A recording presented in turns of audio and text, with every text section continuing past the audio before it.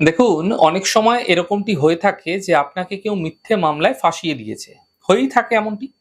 অথবা আপনি না জেনে ভুল কাজের সঙ্গে যুক্ত হয়ে গেছেন। আপনি জানেনই না। আপনাকে কোনোভাবে ষড়যন্ত্র করে সেখানে ফাঁসিয়ে দেওয়া হয়েছে। যেখানে আপনাকে কোনোভাবে মিথ্যা মামলায় ফাঁসিয়ে দেওয়া হয়েছে। আপনার কাছের মানুষ, আপনার খুব ক্লোজ, আপনার বন্ধু-বান্ধব, খুব কাছের কোনো একজন মানুষ আপনাকে ষড়যন্ত্র করে ফাঁসিয়ে দিয়েছে। আপনি সেখান থেকে বেরিয়ে আসার চেষ্টা করছেন। কিন্তু কোনোভাবেই বেরিয়ে আসতে পারছেন না। তাহলে একটি ছোট্ট প্রক্রিয়া বিশেষ লাভকারী হতে পারে আপনাদের ক্ষেত্রে।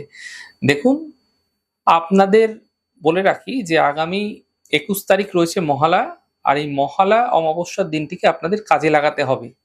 যদি এরকম সমস্যা আপনাদের রয়েছে, দেখুন বিভিন্নভাবে এই সমস্যা থাকে মানুষের। অনেকেই অনেকের ক্ষেত্রে ষড়যন্ত্র করে। যদি আপনার ক্ষেত্রে কেউ ষড়যন্ত্রও করছে না, তাহলেও এই প্রক্রিয়া করতে পারেন। তো মহালয়ায় তিথিযুক্ত দিনে একটি কালো বস্ত্র ১ম এ পরিধান করে নিন। তারপর স্নান করুন।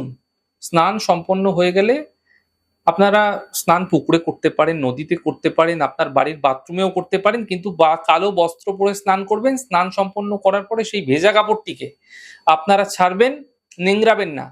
সেই ভেজা কাপড়টিকে ছেড়ে কোনো একটা প্যাকেটের মধ্যে হোক বা কিছুর মধ্যে করে হোক নিয়ে কোনো নদীর পাড়ে আপনারা সেই ভেজা কালো কাপড়টিকে রেখে সোজা গৃহে চলে আসুন। পেছন দিকে ফিরে তাকাবেন না।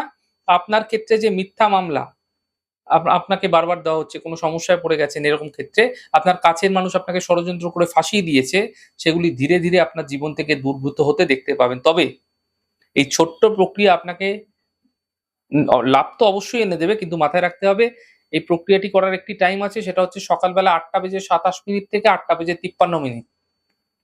এই ছোট্ট সময়কালের মধ্যে আপনারা করবেন। ঈশ্বরের উপর আস্থা রাখুন। অবশ্যই সমস্যার সমাধান মিলতে আপনি দেখতে পাবেন।